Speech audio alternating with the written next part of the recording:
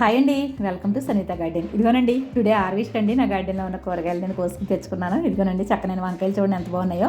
వంకాయలు కోసుకున్నాను, మీకు రెగ్యులర్గా చూపించిన చెట్టు నుంచే కోసుకున్నానండి. ఒక బీరకాయ వచ్చింది, అలాగే కొన్ని పచ్చి టమాటాలండి. ఇదిగోనండి మరి క్యాప్సికమ్ స్టార్ట్ అయినాయండి ఇప్పుడేని. క్యాప్సికమ్ ఫస్ట్ హార్వెస్ట్ ఇది.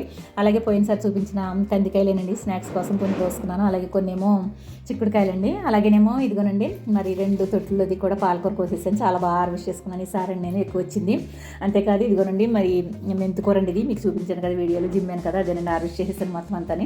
అంతేకాదు ఇదిగో సిలోని బచ్చలండి, ఈ బచ్చలు కూడా చాలా బాగుంటుంది అనమాట, మంచిదండి ఆరోగ్యానికి. సిలోని బచ్చలు కూడా కోసుకున్నాను.